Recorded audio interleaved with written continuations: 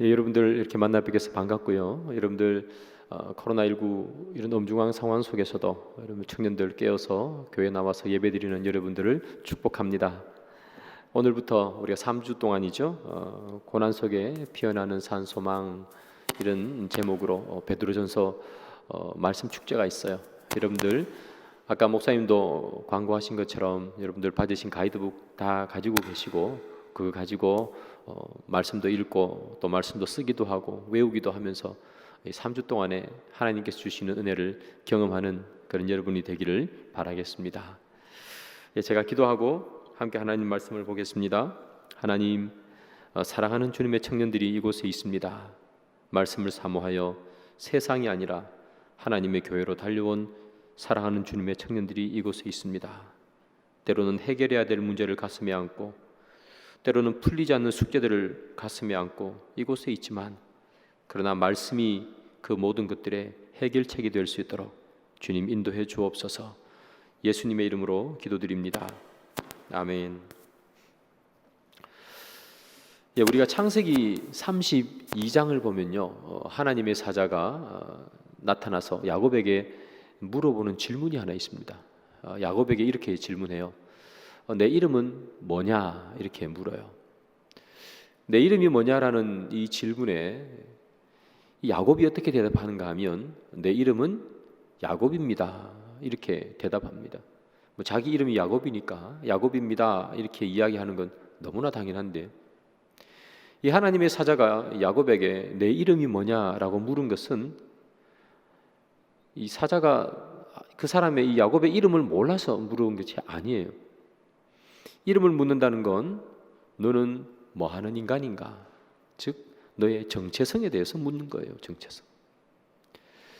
그러자 야곱이 나는 야곱입니다 이렇게 얘기했죠. 그러자 하나님의 사자가 이제는 더 이상 너를 야곱이라고 부르지 말고 이스라엘로 불러라 이렇게 이야기합니다. 너의 정체성이 야곱에서 이스라엘로 바뀌었다는 거예요. 이 야곱은 무엇을 얘기해 주는가 하면 이 야곱이 어떨 때는 사람을 속이고 또 어떨 때는 속기도 하고 그렇게 속고 속이면서 살아갔던 그의 인생을 야곱이라고 불러요. 그런데 이 야복 나루트죠. 이 브니엘 하나님을 만났다 하는 이곳에서 이 야곱이 하나님을 만난 후에 너는 이스라엘이라. 너는 이제 속고 속이는 인생으로 살아가는 것이 아니라 하나님 안에서 살아가는 인생이 되어라 하면서 그의 이름을 야곱에서 이스라엘로 바꿔요. 이름이 바뀐 것은 방금 얘기한 것처럼 정체성이 바뀐 것을 말하고요. 이름이 바뀐 것은 이제 이 야곱이라는 사람이 걸어가야 하는 걸음의 방향성, 나는 어디로 가야 하는가? 그 방향이 바뀌었다는 것을 이야기해요. 성경에 보면 이렇게 이름을 바꿔주면서 그 사람의 정체성을 바꾸는 이야기들이 종종 등장해요. 여러분들이 너무나 잘 아는 아브라함이 대표적인 케이스겠죠. 이 아브라함의 원래 진짜 이름은 아브람, 세 글자죠. 아브람이었어요. 그런데 하나님께서 나타나셔서 아브라함에게 이렇게 얘기합니다. 내가 내 언약을 너에게 주고 너는 그 언약을 받아서 민족의 아버지가 되어라. 이렇게 하나님께서 아브라함에게 나타나셔서 말씀하신 거예요. 하나님께서 이렇게 말씀하신 건 뭐냐 하면 이 아브라함은 원래는 언약 밖에 있었던 사람이에요. 여러분 아시는 것처럼 우르 땅에 살았죠. 아버지는 데라고요. 그 아버지는 우상을 섬겼던 사람이고 아브라함도 아버지를 따라서 하나님을 모르던 삶을 살았던 사람이었어요. 그 우르 땅에서 나는 어떻게 살아야 되는가? 그 생각하면서 살았겠죠. 나는 무엇을 해서 먹고 살아야 하는가? 나는 어떻게 하면 이 땅에서 잘 살 수 있을까? 그런 생각했을 거예요. 우리가 다 하는 생각들. 그런데 하나님께서 이 아브라함에게 나타나셔가지고 너는 내 언약을 가지고 이제 민족의 아버지가 되어라. 그리고 너의 이름을 바꿔줘요. 너는 이제 더 이상 아브라함이 아니라 아브라함으로 내 이름을 바꿔라. 그렇게 얘기하는 거예요. 아브라함으로 이름이 바뀌었다는 것은 그의 이름이, 그의 정체성이, 그의 나아갈 방향성이 바뀐 것을 이야기해요. 원래는 자기 아버지 데라를 아버지로 삼고 어떻게 살아야 하나, 뭐 먹고 살아야 하나, 어떻게 사는 것이 잘 사는 것인가, 그거 생각하면서 쭉 살아갔던 인생인데 이제 너는 내 걸음을 바꾸어서 어떻게 살아가야 되는지, 무엇을 먹고 살아가야 되는지가 아니라 하나님의 말씀을 따라 걸어가는 열국의 아버지가 되어서 아브라함의 인생을 살아라, 이렇게 얘기해요. 그래서 성경을 보면 사람의 이름이나 또는 그 명칭이 그 사람의 정체성을 그대로 잘 드러내고 있어요. 아브라함도 그렇고 아까 얘기했던 야곱, 이스라엘로 바뀐 것도 마찬가지죠. 이름이 그 사람의 정체성을 나타내요. 왜 정체성 이야기를 하는가 하면 오늘 본문이 그 얘기하고 있어요. 오늘 본문 1장 1절에는요 이런 말이 나와요. 이 베드로가 편지를 쓰죠. 그 편지를 쓰면 받는 사람이 있어요.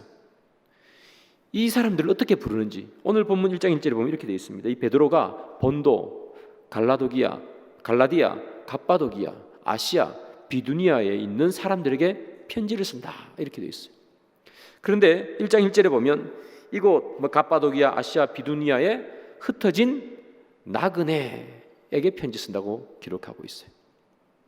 이 베드로는 자기의 수신자들, 이 편지를 받는 사람을 뭐로 규정하는가 하면 흩어진 나그네로 규정했어요. 보통 여러분 서신서 읽어보면, 물론 바울 서신이 대부분이겠지만 서신서를 읽어보면 수신자를 이렇게 표현해요. 갈라디아에 있는 교회에 편지하노니, 또는 누구 성도에게 편지하노니, 이렇게 되어 있어요. 그런데 오늘 이 베드로가 흩어진 나그네라고 쓴 건 의도적인 거예요. 편지를 쓰다 보면 늘 일상적으로 이렇게 쓰는 문구가 있죠. 그 문구가 아니라는 말이에요. 일부러 나그네라고 쓴 거예요. 베드로가 자기에게 이 편지를 받는 사람들에게 나그네라고 편지를 쓴 건 베드로의 생각에 성도의 정체성은 뭔가? 그것은 바로 나그네다로 규정하는 거예요. 나그네로 규정하는 거예요. 여러분, 이 세상에 사는 사람들은 자기의 정체성을 나그네로 규정하고 살고 싶은 생각이 없어요. 왜냐하면 여러분 나그네 하면 먼저 떠오르는 생각이 뭐예요? 어딘가에서 정착해서, 그리고 안전하게, 그리고 자기가 가지고 있는 것을 싸우면서 살아가는 인생, 그것이 나그네가 아니죠. 나그네는 자기의 거주지도 없고 떠돌아다녀야 되고, 그리고 떠돌아다니기 때문에 자기를 지켜 보호해 줄 사람도 딱히 없고, 그게 나그네잖아요. 근데 지금 베드로는 이 편지를 받는 사람을 나그네라고 표현해요. 세상 사람들은 나그네 되기 싫어요. 어떤 사람이 되고 싶은가? 세상 사람들은 이 땅에 완전히 튼튼하게 뿌리 박는 삶을 살기를 원해요. 그것이 세상 이 사람들의 정체성이에요. 단단히 뿌리 박혀가지고 흔들리지 않는 인생, 어떠한 어려움과 인생의 고난이 닥쳐와도 내가 이 땅에 단단히 뿌리 박고 있어요. 그 뿌리 박는 것은 여러 가지로 뿌리를 박을 수 있겠죠. 내가 가지고 있는 재산으로, 내가 가지고 있는 인맥으로, 여러 가지로 세상에서 어떠한 흔들림에도 흔들리지 않는 단단한 성을 구축하며 살기를 원해요. 그것이 세상의 법칙이란 말이죠. 근데 이 베드로는 우리를 보고 너의 정체성은 세상에 뿌리 박은 인생이 아니라 나그네다, 이렇게 표현해요. 근데 이 편지를 받는 사람 있죠. 이 베드로가 편지를 어디에 보내는가 하면 본도, 갈라디아, 갑바도기아, 아시아, 비두니아 지역에 흩어진 사람들에게 편지를 보내요. 이 편지를 받는 사람들은 어떤 사람들인가 하면요, 예루살렘에 이렇게 모여 살다가 여러 가지 일 때문에 방금 말씀드린 그 지역으로 이주해서 간 사람들이 아니고요, 원래 그곳에 살던 사람이에요. 원래 거기에서 태어나서 원래 거기에 살던 사람. 그 사람에게 이 베드로가 흩어진 나그네 하고 편지를 썼단 말이에요. 그러면 그 편지를 받은 사람 입장에서 보면 나는 나그네가 아닌데, 나는 이 땅에 태어나가지고 나는 갈라디아 지방에서 태어나서 나는 갈라디아 지방에서 살고 있는데 나는 나그네가 아닌데, 나그네가 아닌 사람에게 지금 베드로가 편지를 쓰기를 나그네라고 편지를 쓴단 말이죠. 그러면 왜 나그네라고 편지를 쓰는가? 이유는 하나밖에 없어요. 나그네가 아니고 자기 고향 땅에 살고 있음에도 불구하고 나그네라고 편지를 쓰는 이유는 너희들의 정체성은 나그네다. 너희들이 물리적으로, 지리적으로는 너희 고향 땅에 사는 사람이지만, 그러나 너희들의 정체성은 너희들이 태어난 그 땅에 뿌리박고 사는 인생이 아니라 나그네다. 이것을 이야기해 주는 것이 오늘 베드로의 이야기죠. 나그네. 여러분들은 나그네의 인생에 대해서 어떻게 생각하세요? 여러분, 나그네로 살고 싶은 마음이 조금 있으세요? 나그네 이렇게 얘기하니까 뭔가 떠돌아다녀야 되는 유럽에 있는 집시 같은 느낌도 들고, 나그네에게 물어봅니다. 여러분들의 소망이 뭡니까? 집시한테 물어보죠. 유럽 여행 가면 집시들 조심하라 뭐 그런 얘기 많이 하는데 물어봅니다. 제일 큰 소망이 뭡니까? 이렇게 물어봐요. 나그네의 제일 큰 소망은 나그네로 안 사는 겁니다. 힘들어요. 떠돌아다녀야 되고. 나그네조차도 나그네로 안 사는 게 그들의 소망이죠. 여러분들하고 직접적인 연관이 없을 수도 있지만 앞으로 연관이 있을 수 있겠죠. 뭐냐 하면, 여러분, 우리나라 지금 되게 그 아파트 집 되게 문제잖아요. 그죠? 뭐 아파트 값 올라갔다. 전세를 살다 보면 어떤 느낌이 드는가 하면 나그네 같은 느낌이 들어요. 여러분의 부모님 뭐 가운데 전세 사는 분도 있을 거고, 그렇죠. 전세를 살다 보면 2년마다 한 번씩, 또는 요즘 좀 늘어서 4년마다 한 번씩, 여러분들 지방에 고향이 있는 사람들은 여기 올라와 가지고 월세 살 수도 있겠죠. 그죠? 매달, 매년 늘 주인이 나가라고 하면 어떻게 해야 되나? 전세값을 이만큼 올려놓고 돈 더 주고 전세 살아라고 얘기하면 그 어떻게 해야 되나? 늘 걱정이에요. 그래서 뭐 돈이 없으면 또 나가야 되는 거예요. 나가려니 또 걱정이죠. 뭐가 걱정입니까? 우리 애는 지금 이 학교 다니고 있는데 이 근처에서 집이 없어요. 그러면 또 이사를 가야 돼. 이사를 가면 애도 학교를 전학해야 되고 나도 직장이 멀어지고. 그래서 누구나 다 이렇게 떠돌아다니는 인생, 전세 사는 인생, 이게 싫어서 빚을 내서라도 살려고 하는 게 뭐죠? 내 집 마련, 꿈. 요즘 뭐 20대, 30대가 아파트 많이 산다 그러는데 여러분 가운데서도 있는지 제가 잘 모르겠습니다만, 왜 그렇게 빚을 내서라도 아파트를 살려고 하는가, 내 집을 마련하려고 하는가 하면 떠돌아다니는 게 싫단 말이에요. 나그네. 그런데 이 베드로가 우리에게 하는 말이 뭐냐 하면, 그 땅에 사는 사람에게조차도 너는 나그네야, 이렇게 표현한단 말이죠. 그 왜 베드로는 좋지도 않은 그 나그네를 자꾸 우리에게 이야기하면서 우리에게 나그네처럼 살라고 이야기하는가? 이유가 있어요. 베드로전서 1장 3절이죠. 우리 주 예수 그리스도의 아버지 하나님을 찬송하리로다. 그의 많으신 긍휼대로 예수 그리스도를 죽은 자 가운데서 부활하게 하심으로 말미암아 우리를 거듭나게 하사 산 소망이 있게 하시며, 이렇게 기록해요. 베드로가 우리에게 나그네의 인생을 살아라 라고 하는 이유는 저기 나오는 노란 글씨처럼 산 소망을 가질 수 있기 때문이에요. 나그네의 인생을 살 때 산 소망을 가질 수 있다. 그러면 저 산 소망이라는 도대체 무슨 소망인가? 우리를 거듭나게 하사 산 소망이 있게, 즉 거듭나는 산 소망이에요. 거듭난 산 소망, 부활의 소망을 말하는 거죠. 그래서 그 앞에 이렇게 돼 있어요. 그리스도를 죽은 자 가운데서 부활하게 하심으로 말미암아 생겨난 우리를 거듭나게 하는 산 소망이죠. 나그네가 다 안 좋은 것 같아요. 그런데 이 나그네가 가질 수 있는 게 하나 있어요. 그게 뭐냐면 부활의 산 소망을 나그네가 가진다는 거예요. 그렇다면 나그네가 아닌 사람은, 이 땅에 뿌리 박은 사람은 저 부활의 산 소망을 가질 수 없는가? 이 땅에 뿌리 박고 사는 사람은 산 소망을 가질 수 없습니다. 왜 가질 수 없느냐?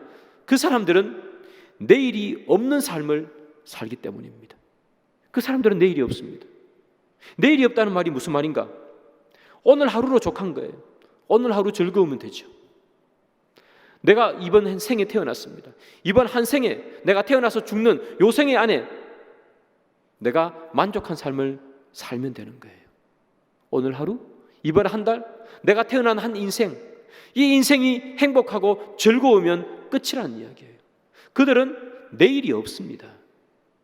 부활의 산 소망, 그들은 부활이라는 그 다음의 생애에 대한 소망 자체가 없는 사람입니다.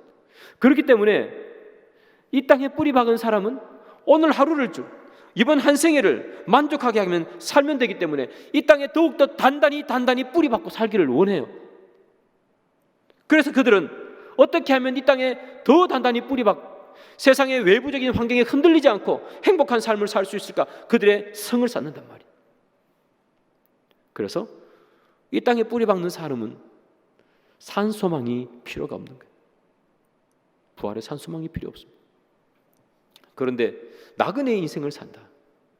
나그네의 인생을 산다는 말은 무슨 말인가 하면 내가 살고 있는 이 땅이 나의 영원한 땅이 아니다는 거예요. 여러분, 이스라엘 백성들이 광야를 이렇게 40년 동안 돌죠. 40년 동안 돌아다니면서 그들이 농사 지었을까요? 안 지었을까요? 농사 지을 수 없죠. 아니, 오늘 자고 일어나가지고 내일 옮겨야 되는데 어떻게 농사를 지어요? 한 3, 4일, 5, 6일 그 자리에 머물렀다고 해도 농사 지을 수 있습니까? 구름 기둥과 불 기둥이 움직이면 따라 움직여야 되잖아요. 농사 짓는 게 불가능해요. 움직이면. 그래서 그 사람들의 모든 것은 다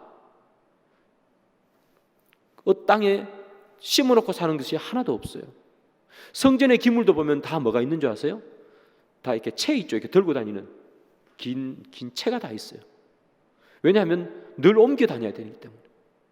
왜 이스라엘 백성들이 광야에서 성전을 못 지었을까요? 옮겨야 되는데 어떻게 성전을 지어요? 그래서 텐트 치는 거잖아요. 성막을 짓는. 그들의 집도 마찬가지잖아요. 흙으로 돌로 아스팔트로 집 못 지어요. 늘 옮겨야 되는데 어떻게 그걸로 집을 짓겠어요? 뭘 짓는 거예요? 텐트 치는 거예요. 철수하고 또 펴고 쉽도록. 그래서 이 나그네의 인생을 산다는 것은 내가 살고 있는 이 땅에서 언제든지 벗어날 수 있다. 뿌리 박는 인생과 완전 반대되는 인생이에요. 언제든지 내가 갈 수 있다, 떠날 수 있다 하는 그 생각을 가지고 있는 거예요. 그래서 이 사람들은 무엇을 소망하는가? 내일을 소망할 수 있어요. 오늘에 집착하지 않으니까. 내가 살고 있는 이 땅에 모든 것을 다 쏟아붓지 않으니까 내일을 생각하는 거예요. 여러분들이 여러분들의 정체성을 뭐라고 규정하고 싶으십니까? 사람들이 물을 수 있겠죠. 너 누구냐? 창세기 32장에 하나님의 사자가 나타나서 야곱에게 물었던 것처럼 너는 누구냐라고 물으면 여러분들은 어떻게 대답할까요? 여러분들의 정체성은 뭔가? 그러면 많은 이야기들을 할 수 있겠지만 그러나 그 중에 하나 우리가 내 정체성으로 나와야 되는 것이 뭐냐 하면 나는 나그네입니다. 나는 나그네입니다라는 것은 이 땅에 소망을 두지 않습니다 하는 거예요. 그것이 우리의 정체성 중에 하나이어야 되는 거죠. 그런데 세상에는 이 땅에 모든 것을 두고 살더란 말이죠. 그것을 성경은 뭐라고 얘기하느냐? 베드로후서 1장 4절이죠. 이로써 그 보배롭고 지극히 큰 약속을 우리에게 주사 이 약속으로 말미암아 너희가 정욕 때문에 세상에서 썩어질 것을 피하여 신성한 성품에 참여하는 자가 되게 하려 하셨느니라. 이 땅에 뿌리 박고 사는 것, 이 땅이 없으면 살지 못할 것 같은 것, 그래서 내일이 없는 인생, 그 인생을 사는 것을 뭐라고 하느냐? 썩어질 것, 이렇게 표현해요. 썩어질 것. 너무 부정적으로 이야기하는 것 아닙니까? 이렇게 얘기할 수 있습니다. 물론 이 땅에 사는 여러 가지 것들이 필요한 게 참 많죠. 우리에게 도움이 주는 것도 많고요. 그러나 그것은 잠시 우리에게 도움을 주지 결국은 썩어지는 것이다. 그래서 우리가 이 땅에 뿌리 박으면 안 된다고 이야기하는 거예요. 그래서 성경은 우리에게 선택을 이야기합니다. 어떤 선택인가? 이번 한 생에 오늘 하루, 올해 한 해 내가 만족하며 살아갈 인생인가? 그래서 썩어질 것을 가지고 살아가는 인생인가? 아니면 부활의 기쁨, 소망의 그 기쁨, 그것을 품고 살아가는 그런 인생을 살 것인가? 성경은 늘 우리에게 결단하라고 이야기해요. 너희들이 좁은 길을 갈지 너희들이 넓은 길을 갈지 선택해라는 거예요. 너희들이 나그네로 살지 아니면 이 땅의 주인처럼 뿌리박는 인생으로 살지 그것은 너희들이 선택하라. 그러나 내가 분명히 하나님 말씀에 기록했다. 이 땅에 뿌리박고 사는 인생은 내일이 없는 인생, 그래서 부활의 산 소망이 없는 인생이다. 오늘 하루, 올 한 해를, 내 한 인생을 만족하며 살려면 그렇게 살아라는 거예요. 그러나 비록 이 땅에서 만족하지는 못할지라도 내가 부활의 소망을 가지고 살 것인가? 그것은 여러분들이 선택하는 거겠죠. 여러분, 성경이 오늘 이 베드로가 너희들은 나그네가 되어서 부활의 산 소망을 가지고 살아가라 이렇게 얘기합니다. 그러면 부활의 산 소망을 가지고 살아가기 위해서, 즉 부활, 이것을 위해서 우리가 전제돼야 되는 조건이 하나 있습니다. 부활의 전제 조건은 무엇인가? 죽는 것이 전제 조건입니다. 죽지 않고 부활할 수가 없겠죠. 그래서 베드로가 너희들 부활의 산 소망을 가져라 하는 이 말은 너희들 예수 때문에 죽을 수 있다, 그 이야기하는 겁니다. 너희들이 예수 때문에 죽을 수 있지만 그러나 그 죽는 것을 두려워하지 않고 썩어질 것을 붙잡지 말고 썩지 아니할 부활의 산 소망을 가지고 살아가라 이렇게 얘기하거든요. 상당히 비장하죠. 베드로가 지금 이렇게 이야기하는 데는 이유가 있어요. 왜냐하면 지금 베드로가 베드로전서를 쓸 무렵은 여러분들이 너무나 잘 아는 로마의 황제가 바로 네로 황제였습니다. 네로 황제가 기독교를 무참히 박해하기 시작했던 시점, 그것이 베드로전서의 배경입니다. 그래서 이 베드로가 편지를 드는 거예요. 나그네 여러분 하는 거예요. 이 네로의 박해가 극심하지만 그러나 이 땅에 뿌리 박지 않는 인생 사는 여러분, 세상의 박해가 극심하지만 그것 때문에 소망을 잃지 않고 살아가는, 부활의 소망을 가지고 살아가는 나그네 여러분, 이렇게 얘기하는 겁니다. 여러분, 네로가 황제 때 참 많이 기독교를 박해했습니다. 어떤 사람은 태워서 죽이고, 어떤 사람은 끓는 기름에 넣기도 하고요, 또 어떤 사람은 동물에게 던져주기도 하고, 또 어떤 사람은 네모난 박스에 가두어 놓습니다. 작은 박스에 억지로 사람을 넣어요. 밥만 주고 한 6개월 후에 빼냅니다. 그러면 그 사람 몸이 그렇게 굳어버렸죠. 그래서 허리 한번 펴지 못하고 평생을 살아가게, 그렇게 박해했던 것이 네로 시대의 사람이에요. 그때 이 베드로가 부활의 산 소망 이렇게 이야기하는 것은 뭐냐 하면 너희들 죽을 수 있다 하는 거예요. 이 박해 가운데 너희들 죽을 수 있지만 그러나 부활의 산 소망이 있기 때문에 그것 붙들고 살아가야 된다, 그렇게 이야기하는 거거든요. 여러분, 부활의 산 소망을 가지고 있으면 박해를 이길 수 있다는 거예요. 베드로가 지금 이렇게 이야기하지 않죠? 사랑하는 여러분, 지금 박해가 시작되었습니다. 여러분들이 믿음을 가지고 기도하면 이 박해가 다 물러갈 것입니다. 여러분들을 박해하는 네로를 하나님께서 심판하실 겁니다, 이렇게 이야기하지 않는다는 얘기예요. 박해가 물러가라고 기도하는 것이 아니라 박해를 이길 수 있게 해달라고 지금 베드로는 기도하고 있는 거죠. 그래서 이 베드로의 눈은 어디에 있는가 하면 우리에게 다가오는 박해, 고난, 거기에 눈이 있는 것이 아니라 이 베드로의 눈은 내 속에 산 소망이 있는가에 초점이 있어요. 내 속에 산 소망이 있으면 어떤 박해가 와도 이길 수 있다는 거예요. 그래서 여러분, 내 소망, 여러분들은 나그네입니다. 산 소망을 가지십시오, 그렇게 이야기하는 거예요. 여러분들이 가지고 있는 박해, 여러분들이 닥치는 환난, 여러분들이 닥치는 그 고난, 거기에 눈을 두지 말고 여러분 안에 하나님께서 주시는 산 소망이 있는가, 여러분 안에 하나님께서 주시는 믿음이 있는가, 여러분들 안에 하나님께서 주시는 구원의 감격과 기쁨이 있는가, 그것을 체크하는 것이 먼저다, 이렇게 얘기하는 거예요. 그것이 없으면 고난이 아니라 너무나 평안한 가운데서도 우리는 하나님을 배반할 수 있다. 그러나 우리 속에 산 소망이 있으면, 부활의 산 소망이 있으면 어떠한 고난도 우리에게 대적할 수 없다. 지금 베드로가 하는 이야기죠. 사랑하는 여러분, 우리가 때로 고난이 찾아오고 어려움이 찾아옵니다. 그때 우리가 넘어지는 이유는 뭐냐 하면 이 고난이 너무나 힘들고 어려워서 넘어지는 게 아니라 내 속에 산 소망이 약하기 때문이에요. 내 속에 하나님을 향한 그 소망이 약하기 때문에 박해 가운데, 환난 가운데, 어려움 가운데 넘어지는 거죠. 내 속에 굳건한 소망이 있으면 어떤 박해도 이길 수 있는 거겠죠. 저는 여러분들이 이런 소망이 있기를 바랍니다.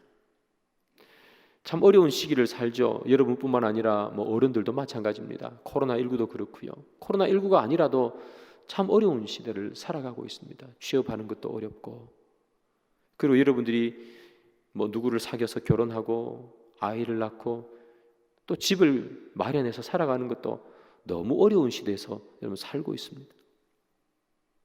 그 어려움, 내 꿈을 제대로 펼치기도 참 힘든 어려움 속에서 살고 있는 여러분들이 가지고 있어야 되는 소망 하나가 바로 이 산소망입니다. 이 산소망은 여러분들에게 희망과 감사를 줍니다. 우리 가운데 이 산소망이 없으면 작은 환난, 작은 고난에도 우리는 버텨낼 수가 없습니다. 쓰러집니다. 그러나 우리가 산소망이 우리 가운데 있다면 여러분 가운데 고난과 어려움쯤은 이겨낼 수 있겠지요. 그래서 사랑하는 청년 여러분, 여러분들이 살 때 마음속에 하나님 내 속에 무너지지 않는 산소망이 있기를 바랍니다. 그렇게 기도하면 참 좋겠다는 생각이 들어요. 여러분, 이 산소망을 가지고 있는 사람은요, 삶의 특징이 하나 있습니다. 이 산소망을 가지고 있는 사람은 어떤 특징이 있는가? 베드로전서 1장 3절이죠. 우리 주 예수 그리스도의 아버지 하나님을 찬송하리로다. 마음속에 산 소망이 있는 사람은 고난 가운데서도 찬송한다 하는 거예요. 우리가 이렇게 성경을 보니까 주 예수 그리스도의 아버지 하나님을 찬송한다. 그러니까 그런가 보다, 찬송하는가 보다, 그렇게 이야기하죠. 그런데 여기 베드로가 찬송한다 할 때는요, 참 어려운 상황 가운데서 찬송하는 거예요. 며칠 전에 자기가 키웠던 제자가 죽었을 수도 있어요. 자기가 아는 믿음의 동료가 죽었을 수도 있어요. 그리고 그 소식이 막 들려오기도 해요. 그 상황 속에서 찬송하리로다 해요. 우리가 지금 이렇게 주일날 아무런 제재 없이, 코로나19니까 약간의 제재는 있겠지만 그런 제재 없이 와서 그 찬양하는 거랑 다르단 말이에요. 찬양하는 것 자체가 잡혀서 죽을 수도 있는 그 상황 속에서 뭐가 그렇게 찬송이 나오는가? 하나님이라면 어려운 상황을 해결해 줘야 되는 게 아닌가? 이렇게 하나님 믿는다고 발버둥 치면 최소한 하나님께서 우리를 보호해 주셔야 되는 것이 아닌가? 보호해 주지도 않고 오히려 사람이 막 죽어나간다는 거예요. 그 상황 속에서 이 베드로가 하는 말, 찬송한다는 얘기예요. 왜 찬송을 할까요? 소망이 있으니까. 베드로가 지금 찬송하는 것은 소망이 있으니까 찬송하는 거예요. 어떤 소망이에요? 내로가 곧 죽을 소망? 그게 아니라 내일이 있는 소망이에요. 내일이 있는 소망. 부활의 소망. 이 찬송할 때 저는 이런 생각이 들더라고요. 하나님 앞에 찬송할 때 베드로 또 이 시대에 살았던 사람들은 눈물 흘리며 찬송했을 것 같아요. 왜 눈물 흘리며 찬송하는가? 하나님, 오늘도 내 사랑하는 내 이웃이 예수 믿는 것 때문에 잡혀갔습니다. 하나님 아버지, 오늘도 내가 아는 사람이 예수 믿는 것 때문에 끌려가서 며칠째 집으로 돌아오지 못하고 있습니다. 살았는지 죽었는지 알 수가 없습니다. 눈물을 흘리며 찬양하겠죠. 그래도 하나님 아버지, 이런 상황 속에서도 내가 하나님 앞에 소망을 두고 살아갑니다. 세상에 썩어질 것에 소망을 두는 것이 아니라 부활의 산 소망이 내 마음속에 있으니 하나님 아버지, 나는 주님 앞에 찬양합니다. 그 찬양을 하는 것이 이 사람들의 특징이란 말이에요. 그래서 이 사람들에게는 찬양이 끊이지가 않아요. 기쁘면 기쁨의 찬송, 슬프면 위로의 찬송, 감사의 찬송, 찬송들이 계속해서 흘러나오는 거죠. 우리 가운데 찬양이 있는가 한번 생각해 보시기 바랍니다. 하나님, 나는 찬양이 있는가? 우리가 찬양을 하지요. 좀 전에도 우리가 찬양을 했는데요, 우리가 열심히 찬양을 하다가도 내 마음에 내키지 않는 사건이 하나 일어나면 어떻게 돼요? 찬양이 사라져요. 저도 요 며칠 전에 마음에 상당히 기분 나쁜 일이 하나 있었습니다. 계속 생각나요. 이거 생각하면 안 되지, 그냥 넘어가자, 그럴 수도 있지, 이렇게 생각하는데도 불구하고 사람이 그렇게 됩니까? 계속 생각나죠. 계속 생각나니까 마음이 힘들어요. 안 나고 싶은데. 그러니까 성경을 읽어도 집중이 안 돼요. 계속 그 생각이 나니까. 여러분, 우리가 어떠한 상황 속에도 찬양을 해야 되는데 우리는 주로 작은 아픔, 마음의 상처들, 이런 것들이 생기면 찬양을 한다, 말씀을 읽는다, 이런 것들이 자꾸 우리 시야에서 사라져요. 그리고 우리를 힘들게 했던 것들이 계속해서 생각난단 말이죠. 그리고 이것이 깊어지면 때로는 교회를 안 나오기도 하고, 때로는 기도하던 입술이 기도하지도 않고, 때로는 예배 드리지도 않아요. 근데 제가 그런 생각이 들더라고요. 우리가 받은 상처, 이 상처가 때로는 힘들죠. 우리가 마음의 상처를 받으면, 마음에 힘든 일이 생기면 몸이 아픈 것보다 더 아플 때가 있어요. 그래서 식음을 전폐할 때도 있죠.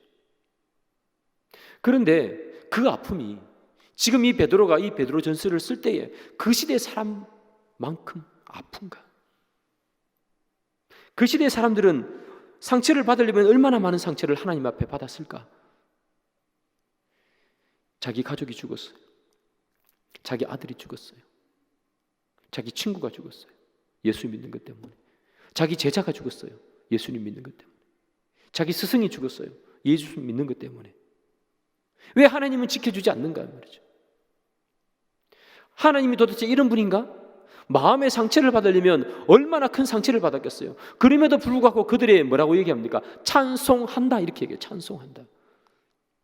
그런데 우리는 작은 마음의 상처, 그런데 우리는 상처받았다는 그 말로 예배를, 기도를, 말씀을 뒤로 던져버리죠. 그 얼마나 부끄러운 삶이고 배부른 인생인가.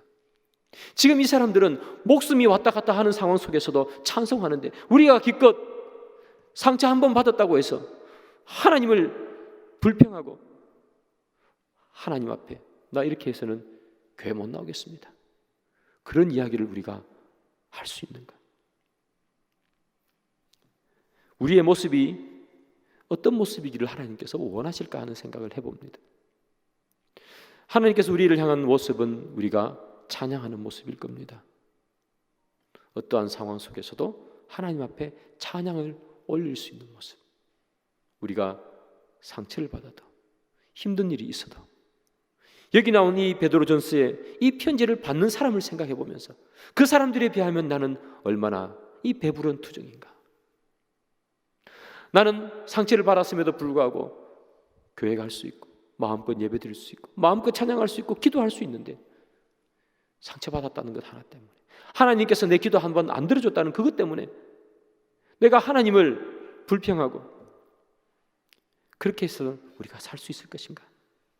사랑하는 여러분, 우리는 나그네라고 성경은 이야기합니다. 나그네의 인생에 하나님께서 주시는 그것은 선물은 뭐냐? 소망을 주십니다. 여러분들이 세상에 살면서 많은 작은 소망들이 있겠지요. 그러나 그 소망들보다 더 큰 소망, 부활의 소망, 그 소망이 여러분들 속에 있기를 원합니다. 그래서 여러분들이 나그네의 삶을 사는데도 어려움 없기를 소망합니다. 오늘 본문을 보면 나그네 인생을 사는 사람에게 하나님께서 산 소망을 주십니다. 부활의 소망. 그 부활의 소망 말고 또 하나 더 주시는 선물이 있습니다. 그것이 뭐냐? 베드로전서 1장 4절. 썩지 않고 더럽지 않고 쇠하지 아니하는 유업을 있게 하시나니 곧 너희를 위하여 하늘에 간직하신 것이라. 하나님께서 우리에게 주시는, 나그네로 살 때 주시는 선물이 뭐냐? 유업, 이렇게 되어 있습니다. 썩지 않고 더럽지 않고 쇠하지 않는 유업을 우리에게 준다. 이 유업은 무슨 말인가 하면 성경에 보통 기업 이렇게 많이 표현되죠. 유업, 기업. 이게 유산, 상속 이런 의미입니다.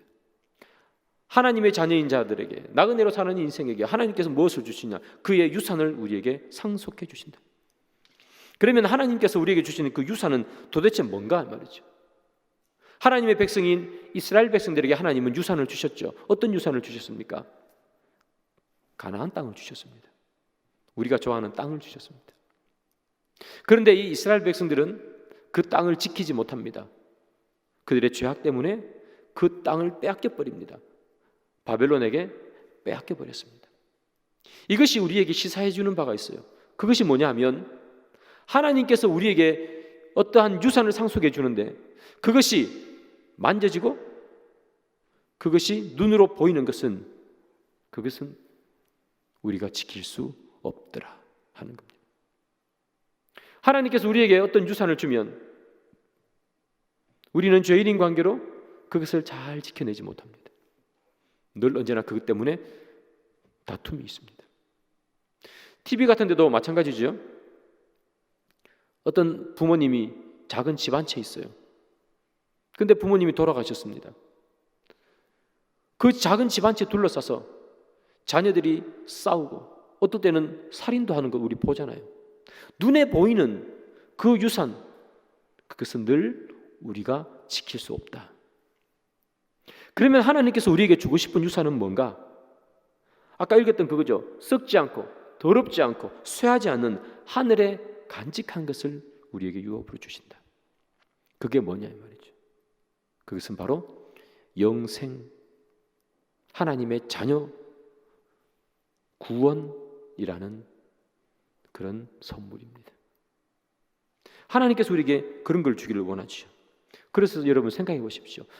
썩지 않고 더럽지 않고 쇠하지 아니하는 하늘에 거하는 것, 이것을 이 땅에 뿌리 박은 사람이 취할 수 있겠습니까?